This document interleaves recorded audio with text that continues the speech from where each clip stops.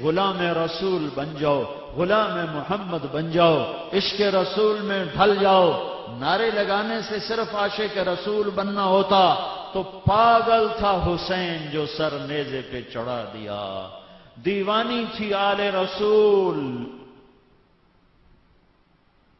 دیوانے تھے، انہوں نے ویاڑی والوں سے سیکھا ہی نہ کہ دو چار نعرے لگاؤ اور بس عاشق رسول بن جاؤ۔ اے ہے بڑے کملے نکلے اہل بیت، انہوں نے ویاڑی والوں سے سبق ہی نہ سیکھا کہ دو چار نعرے لگا کے، دو چار دیگیں چڑھا کے، پھول جھنڈیاں لگا کے عاشق رسول بن جاؤ۔ پاگل تھے نیزوں پہ سر چڑھ۔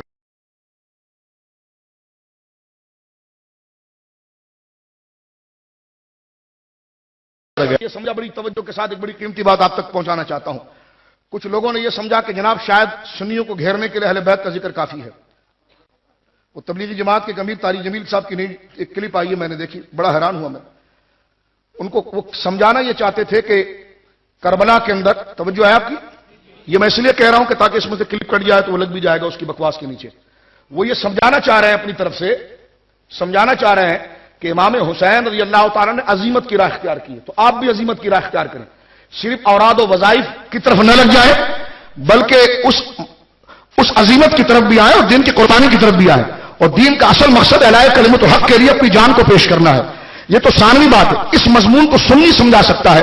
دیکھیں میں نے یہ جملہ کہا، اس میں حضرت حسین کے مرتبے میں کوئی اہانت نہیں ہے۔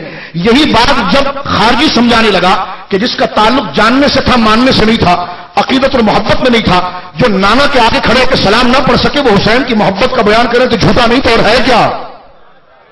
جن کے نزدیک حضور کے نام مبارک کو چومنا اور بدعت ہو، وہ اگر حسین کے نام پر رو لے تو وہ کذاب نہیں تو ہے کیا؟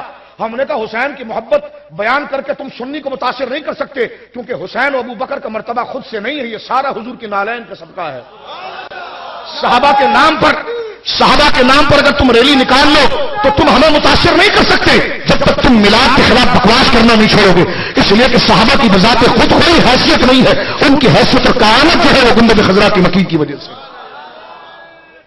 تو ہمیں دھوکہ دے کر ایسی بھونڈی تبلیغ کو ہم نہیں مانتے۔ ایسی تبلیغ تو عبداللہ بن ابی بھی کرتا تھا، لیکن خدا نے اس تبلیغ کو قبول نہیں کیا اور اس سے کہا گیا کہ لہجہ صحیح استعمال کر، انداز صحیح استعمال کر۔ تو اس میں تبلیغی جماعت کے امیر کہتے ہیں کہ دیکھو حسین کتنا پاگل تھا۔ یہ کلپ میرے پاس موجود ہے اور یہ یوٹیوب پہ چل رہا ہے، لفظ دیکھیں آپ، لفظ حسین کتنا پاگل تھا اور وہ کربلا کیوں گیا؟ اسے چاہیے تھا کہ وہ ویہاڑی کے لوگوں سے نیاز کا سلسلہ چھین لیتا۔ میں نے کہا گدھے آدمی، اس بات کو دوسرے طریقے سے بھی بیان کیا جا سکتا تھا۔ تو نے امام حسین کے لیے اتنا گھٹیا لفظ کہا۔ اگر تیری جماعت اور تیرے لوٹے باز مولوی اگر ناراض ہو رہے ہیں تو میں تجھ جیسی جماعت اور کتے جماعت کو کہنا چاہتا ہوں کہ حسین ابن علی جو عقل کامل رکھتے ہیں ان کو پاگل کہنا معاذ اللہ، یہ کون سی تبلیغ اور یہ کون سی توحید ہے؟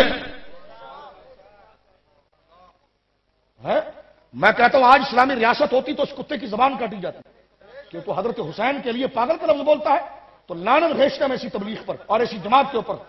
میں ان سے کہتا ہوں ناراض ہونے کی ضرورت نہیں، اور یہ جملہ تمہیں سننا پڑے گا، اس لیے کہ ہم ماننے والے ہیں، اور ماننے والے وہ ہوتے ہیں جو اپنے اکابر کی شان میں بکواس نہیں سنتے اور تم جیسے دیووں کو پھاڑ کے رکھ دیتے ہیں۔